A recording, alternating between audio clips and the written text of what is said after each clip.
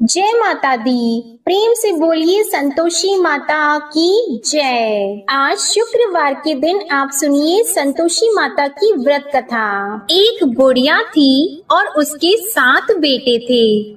6 बेटे कमाने वाले थे और एक बेटा निकम्मा था। बुढ़िया माँ 6 पुत्रों की रसोई बनाती, भोजन कराती और पीछे से जो कुछ बचता वो 7वें पुत्र को दे देती। परंतु वह बड़ा भोला भाला था, मन में कुछ विचार नहीं करता था। एक दिन वह अपनी बहू से बोला, देखो मेरी माता का मुझ पर कितना प्रेम है। वह बोली, क्यों नहीं, सबका झूठा बचा हुआ तुमको खिलाती है। वह बोला, ऐसा भी हो सकता है क्या?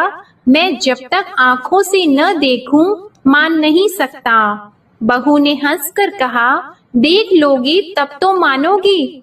कुछ दिन बाद बड़ा त्योहार आया। घर में 7 प्रकार के भोजन और चूरमा के लड्डू बने। वह जांचने को सर के दर्द का बहाना कर पतला कपड़ा सिर पर ओढ़कर रसोई घर में सो गया और कपड़े में से सब देखता रहा। 6 भाई भोजन करने आए। उसने देखा माँ ने उनके लिए सुंदर सुंदर आसन बिछाए, 7 प्रकार की रसोई परोसी। वह आग्रह करके जिमाती रही, वह देखता रहा। 6 भाई भोजन कर उठे तब माँ ने उनकी झूठी थालियों में से लड्डुओं के टुकड़ों को उठाया और एक लड्डू बनाया। झूठन साफ करके बुढ़िया माँ ने पुकारा, उठ बेटा, 6 भाई भोजन कर गए, अब तू ही बेटा बाकी है, उठ और तू कब खाएगा? वह कहने लगा, माँ मुझे भोजन नहीं करना, मैं परदेश जा रहा हूँ। माता ने कहा, कल जाता तो आज ही जा। वह बोला, हाँ हाँ आज ही जा रहा हूँ। यह कहकर वह घर से निकल गया। चलते समय उसे बहू की याद आई। वह गौशाला में कंडे थाप रही थी। वह उसे जाकर बोला कि मेरे पास तो कुछ नहीं है, यह अंगूठी है, सो ले लो और अपनी कुछ निशानी मुझे दे दो। वह बोली कि मेरे पास क्या है, यह गोबर भरा हाथ है। यह कहकर उसकी पीठ में गोबर के हाथ की थाप मार दी और वह चल दिया। चलते चलते दूर देश में पहुंचा। वहां पर एक साहूकार की दुकान थी। वहां जाकर बोला, भाई मुझे नौकरी पर रख लो। साहूकार को नौकर की जरूरत थी। साहूकार उससे बोला, तू नौकरी पर रह जा। लड़के ने पूछा, तनख्वाह क्या रहेगी? साहूकार ने कहा, काम देखकर दाम मिलेंगे। साहूकार की नौकरी मिल गई। वह सवेरे 6 बजे से रात्रि 12 बजे तक नौकरी करने लगा। कुछ दिनों में दुकान का लेन देन, हिसाब किताब, ग्राहकों को माल बेचना, सारा काम करने लगा। साहूकार के 7-8 नौकर थे। वे सब चक्कर खाने लगे कि यह नया नौकर बहुत होशियार बन गया है। सेठ ने भी काम देखा और 3 महीने के अंदर ही उसे मुनाफे का साझीदार बना लिया। 12 वर्ष में वह नामी सेठ बन गया और मालिक सारा कारोबार उस पर छोड़कर बाहर चला गया। अब बहू पर क्या बीती वह सुनो। सास ससुर उसे दुख देने लगे। सारी गृहस्थी का काम करा के उसे लकड़ी लेने जंगल में भेजते। इस बीच घर की रोटियों के आटे से भी जो भूसी निकलती उसकी रोटी बनाकर रख दी जाती और फूटे नारियल की नरेली में पानी। इस तरह दिन बीतते रहे। एक दिन वह लकड़ी लेने जा रही थी कि रास्ते में बहुत सी स्त्रियां संतोषी माता का व्रत करती दिखाई दी। वहां यह खड़ी होकर कहने लगी, बहनों, यह तुम किस देवता का व्रत करती हो और इसके करने से क्या फल होता है? इस व्रत के करने की क्या विधि है? यदि तुम अपने इस व्रत का विधान मुझे समझाकर कहोगी तो मैं तुम्हारा बड़ा एहसान मानूंगी। तब उनमें से एक स्त्री बोली, सुनो, यह संतोषी माता का व्रत है। इसके करने से निर्धनता दरिद्रता का नाश होता है, लक्ष्मी आती है, मन की चिंताएं दूर होती हैं, घर में सुख होने से मन को प्रसन्नता और शांति मिलती है। निपुत्री को पुत्र मिलता है, प्रीतम बाहर गया हो तो शीघ्र आता है, कुंवारी कन्या को मन पसंद वर मिलता है, राजद्वार में बहुत दिनों से मुकदमा चलता हो तो वह भी खत्म होता है, कलह क्लेश की निवृत्ति हो, सुख शांति हो, घर में धन जमा हो, पैसा जायदाद का लाभ हो और भी मन में जो कुछ कामना हो वह सब इस संतोषी माता की कृपा से पूरी होती है। स्त्री कहने लगी, 1.25 आने का गुड़ चना लेना, इच्छा हो तो 5.25 आने का लेना या 1.25 रुपए का भी, सहूलियत के अनुसार ही लेना, बिना परेशानी श्रद्धा और प्रेम से जितना भी बन सके सवाया लेना, 5.25 पैसे से 5.25 आने तथा इससे भी ज्यादा शक्ति और भक्ति के अनुसार ले लेना। हर शुक्रवार को निराहार रहकर कथा कहना और सुनना, इसके बीच क्रम टूटे नहीं, लगातार नियम पालन करते रहना। सुनने वाला कोई न मिले तो घी का दीपक जलाकर उसके आगे जल के पात्र को रखकर कथा कहना, परंतु नियम न टूटे। जब तक कार्य सिद्ध न हो नियम पालन करना और कार्य सिद्ध हो जाने पर व्रत का उद्यापन करना। 3 मास में माता फल पूरा करती है। यदि किसी के खोटे ग्रह हो तो भी माता 1 वर्ष में अवश्य कार्य सिद्ध करती हैं। कार्य सिद्ध होने पर ही उद्यापन करना चाहिए, बीच में नहीं करना चाहिए। उद्यापन में 2.5 सेर आटे का खाजा तथा इसी अनुसार से खीर तथा चने का साग बनाना। 8 लड़कों को भोजन कराना, जहाँ तक मिले देवर जेठ भाई बंधु कुटुंब के लड़के लेना, न मिले तो रिश्तेदारों और पड़ोसियों के लड़के बुलाना, उन्हें भोजन कराकर यथाशक्ति दक्षिणा देना और माता का नियम पूरा करना। उस दिन घर में कोई खटाई नहीं बनाना। यह सब सुनकर बुढ़िया की बहू वहां से चल दी। रास्ते में लकड़ी के बोझ को बेच दिया और उन पैसों से गुड़ चना लेकर माता के व्रत की तैयारी करने लगी।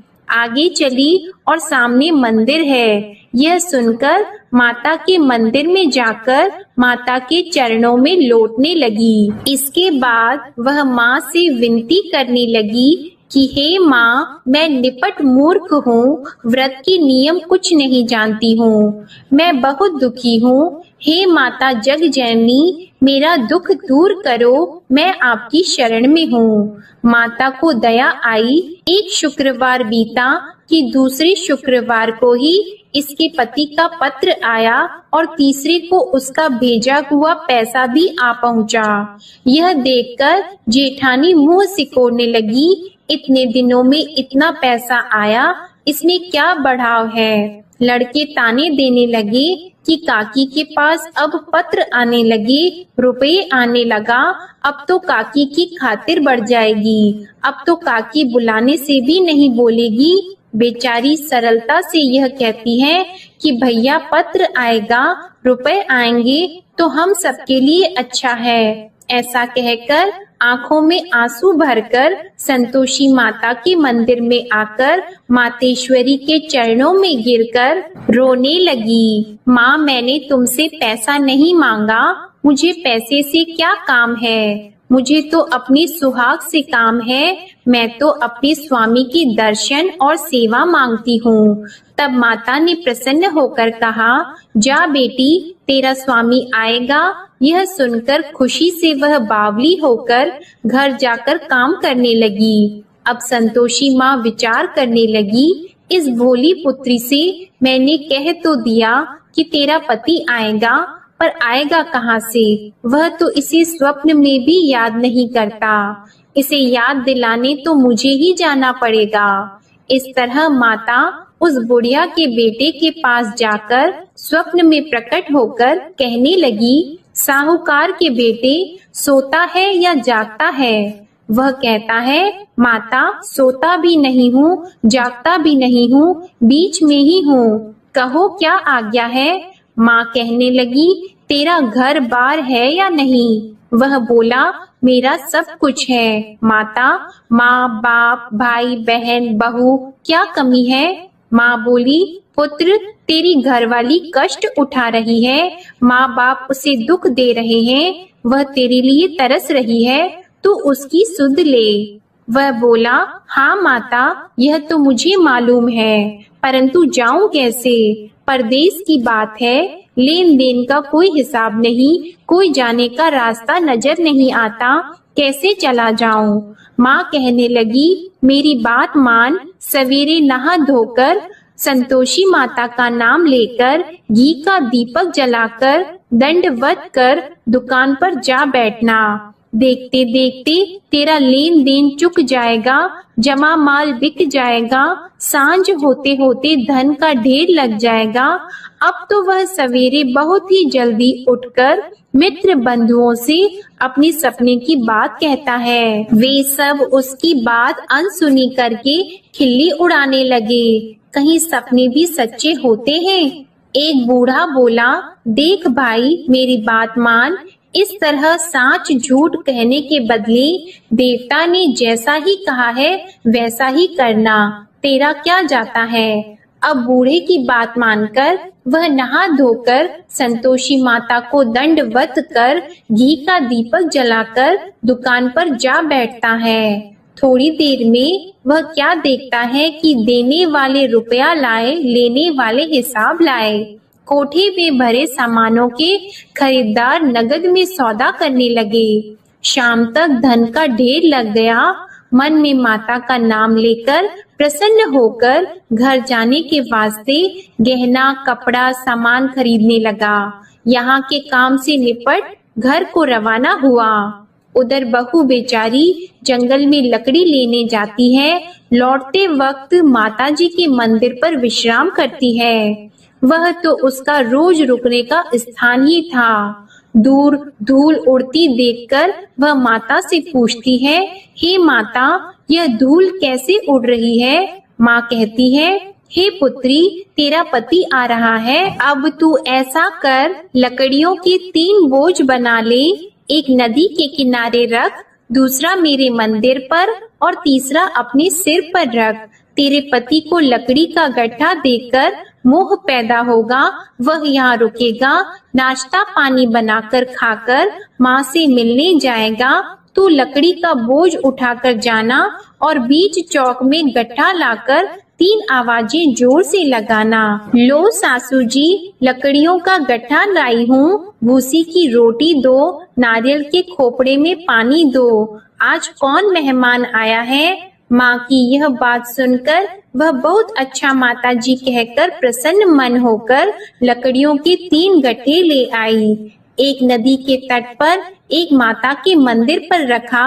इतने में ही वह मुसाफिर आ पहुँचा। सूखी लकड़ी देखकर उसकी इच्छा हुई कि अब यहीं निवास करें और भोजन बनाकर खा पीकर गांव जाएं। इस प्रकार भोजन बनाकर विश्राम लेकर गांव को गया। उसी समय बहू सिर पर लकड़ी का गट्ठा लिए आती है।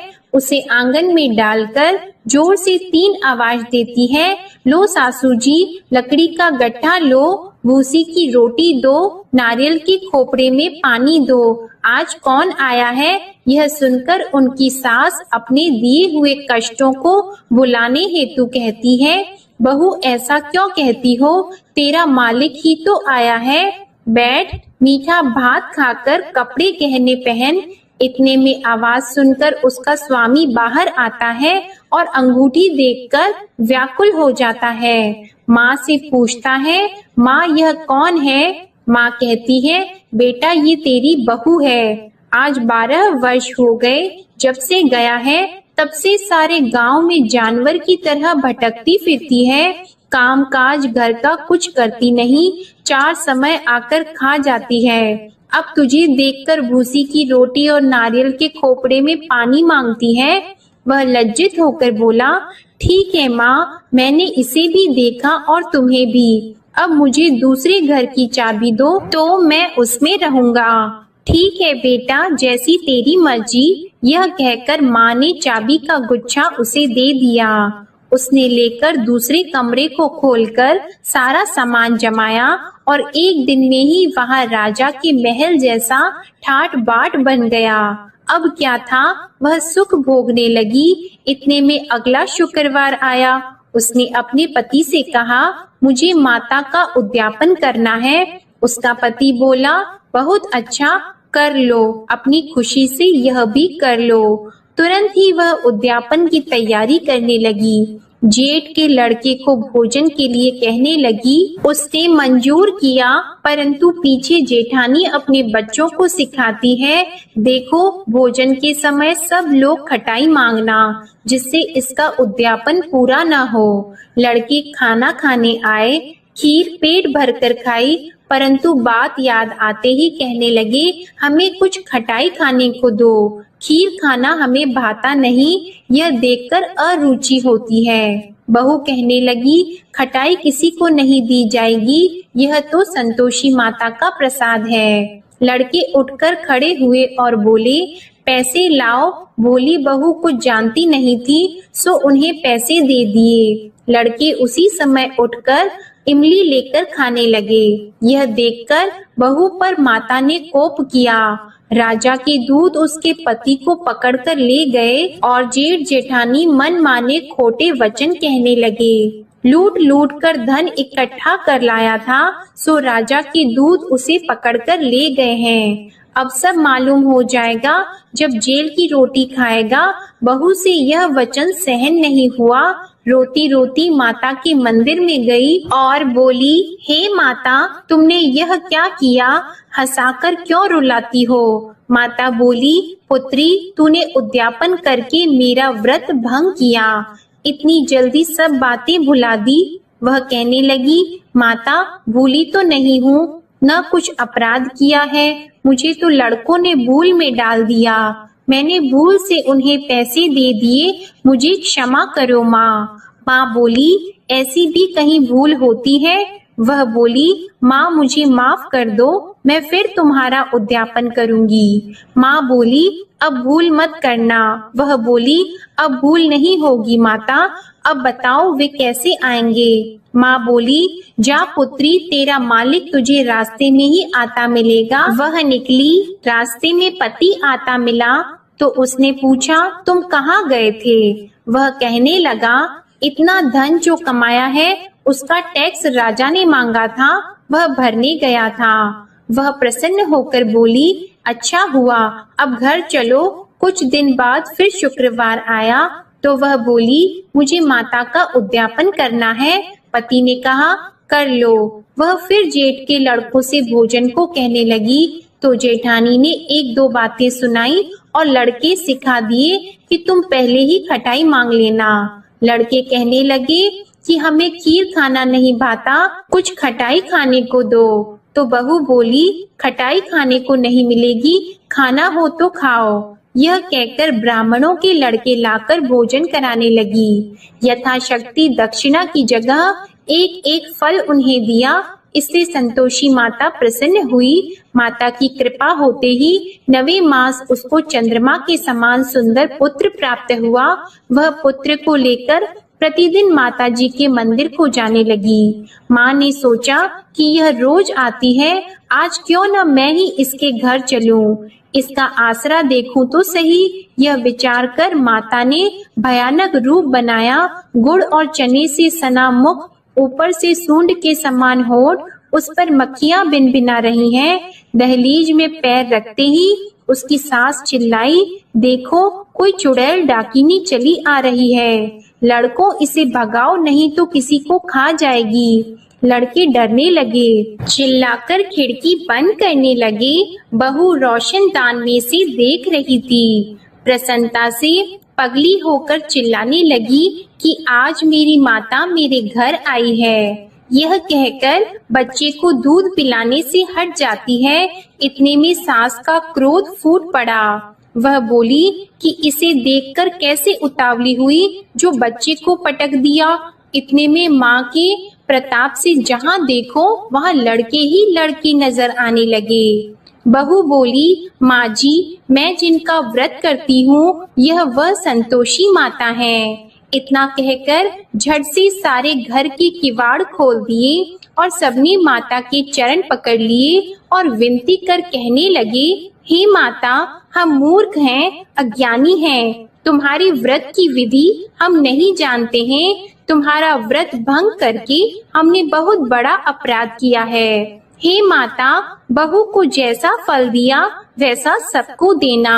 जो भी यह कथा पढ़ेगा या सुनेगा उसके सभी मनोरथ पूर्ण होंगे। प्रेम से बोलिए संतोषी माता की जय। आइए अब सुनते हैं संतोषी माता की आरती। जय संतोषी माता मैया, जय संतोषी माता, अपने सेवक जन की सुख संपत्ति दाता।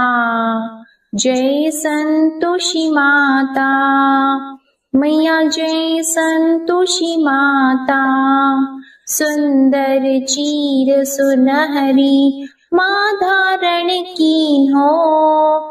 हीरा पन्ना दम के तन श्रृंगार लीन हो। जय संतोषी माता मैया, जय संतोषी माता, गेरू लाल छटा छवि बदन कमल सोहे। मंद हंसत करुणामय, मंद हंसत करुणामय, त्रिभुवन जन मोहे। जय संतोषी माता मैया, जय संतोषी माता, स्वर्ण सिंहासन बैठी चवर ढुरे प्यारे। धूप दीप मधुमेवा भोग धरे न्यारे। जय संतोषी माता मैया, जय संतोषी माता, गुड़ अरु चना परम प्रिय तामे संतोष कियो। संतोषी कहलाई भक्तन वैभव दियो।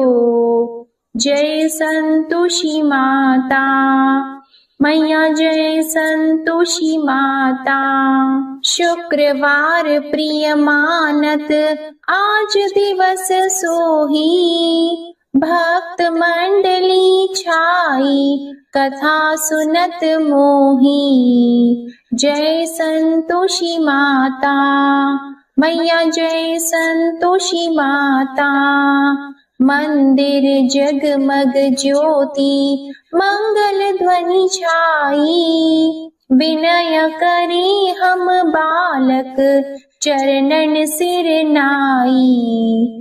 जय संतोषी माता मैया, जय संतोषी माता, भक्ति भावमय पूजा अंगीकृत कीजिए। जो मन बसे हमारी इच्छा फल दीजिए। जय संतोषी माता मैया, जय संतोषी माता, दुखी दरिद्री रोगी संकट मुक्त किए। बहु धन धान्य भरे घर सुख सौभाग्य दिए। जय संतोषी माता मैया, जय संतोषी माता, ध्यान धरियो जिस जन ने मन वांछित फल पायो। पूजा कथा श्रवण कर घर आनंद आयो। जय संतोषी माता मैया, जय संतोषी माता, शरण गहे की लज्जा राखियो जगदम्बे। संकट तू ही निवारे दयामयी अम्बे। जय संतोषी माता। मैया जय संतोषी माता। संतोषी माँ की आरती जो कोई नर गावे, रिद्धि सिद्धि सुख संपत्ति जी भर कर पावे। जय संतोषी माता। मैया जय संतोषी माता। जय संतोषी माता। प्रेम से बोलिए संतोषी माता की जय। आपको आज की कथा पसंद आए तो वीडियो को लाइक करके चैनल को जरूर सब्सक्राइब करिएगा और कमेंट में संतोषी माता की जय भी जरूर लिखिएगा। इसी के साथ आप हमारे चैनल पर सावन मास महात्म्य की कथा और शिव महापुराण की संपूर्ण कथा भी जरूर सुनिएगा। प्रेम से बोलिए संतोषी माता की जय।